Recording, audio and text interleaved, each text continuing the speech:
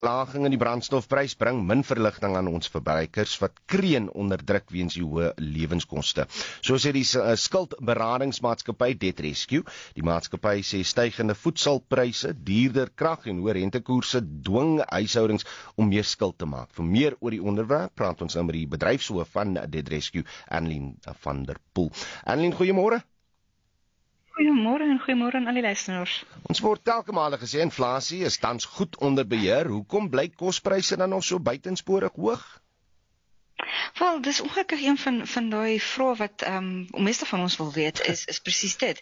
Ja, ons sit met daai inflasie. Ons sit nou al met 'n rukkie vir 'n rukkie met inflasie wat laag is, maar dit was gewoonlik geblameer op byvoorbeeld die dieselprys wat hoog is en dan natuurlik al ons goed word per pad vervoer in hierdie land, so dit affekteer die kospryse ensovoorts. Maar jy weet, ons sien nou 'n verlaging. Dis nie die eerste keer ons 'n verlaging sien nie.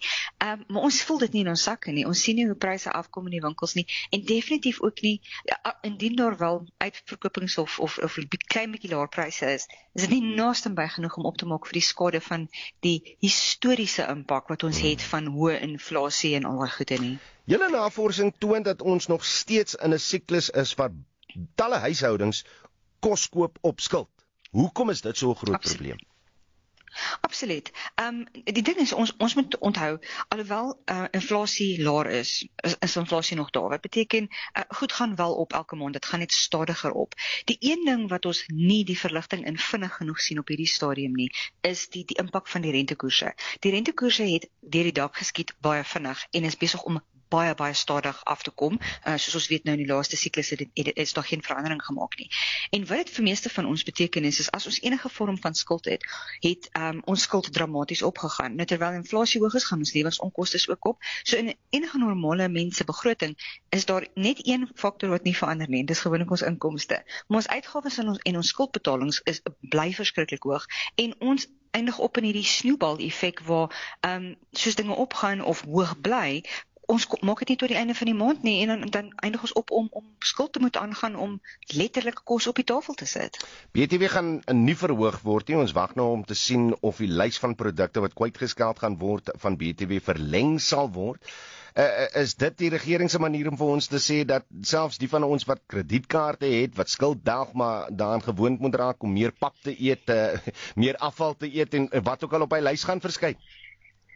Wel, moontlik, maar die ding is weet, om realisties te wees, daar is maar 22 van die 44 items wat deel vorm van mense se huishoudelike voedselmandjie per maand. En dis 'n navorsing deur die Deputy Maritzburg Economic Justice and Dignity Group, wys hulle vir ons dat net 22 van daai items is nie onder BTW se kategorie nie. Nou, dit beteken 22 is nog steeds 50%. 6% van hulle huishoudelike voedselmandjie word opgemaak uit BTW. So selfs al verhoog hulle daai mandjie en sit 'n paar goedjies by. Die realiteit is die impak is so min vir verbruikers. Dit maak nie regtig saak nie. Die prentjie is groter as dit. Dit gaan help, maar dit gaan definitief nie die verligting bring wat nodig is nie. Ek sien as jy nou op enige nuusblad sit en jy lees daaronder is daar altyd so 'n storie wat sê as jou skuld meer as R50.000 is, kan jy dit met meer as half vereffen.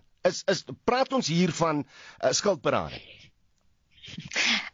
So ek dink ons moet baie mooi lees hoe dit bewoord word. Ek is so bly jy bring dit op. Jy weet, ons moet regtig baie versigtig wees met die manier hoe goed bewoord word. So wat gebeur met skuldberading is jou maandelikse terugbetalingspremie aan jou krediteure word verlaag en jou terugbetalingstydperk word verleng, sodat jy kan bekostig om jou skuld te kan terugbetaal op 'n bekostigbare manier. Ja. So jou skuld word nog steeds terugbetaal oor 'n bietjie langer van 'n tydperk, maar op 'n manier waar jy nie opeindig in hierdie sneeubal-effek waar jy die hele tyd met skuld uitneem nie. Maar daar bestaan nie planne van skuld wat afgeskryf word en gehalveer word en daai tipe goed nie. Dis die terugbetalingsplan onder skuldberading wat deel vorm van die nasionale kredietwet waar jou terugbetalings verlaag word sodat jy dit kan bekostig en nie opeindig in hierdie skuld siklus nie. Ja, so wees maar versigtig en dan is ek baie bly dat ek 'n vraag gevra het. Ek sê vir jou baie dankie vir die tyd om monitor. Annelien van der Poel is die bedryfshoof van Debt Rescue.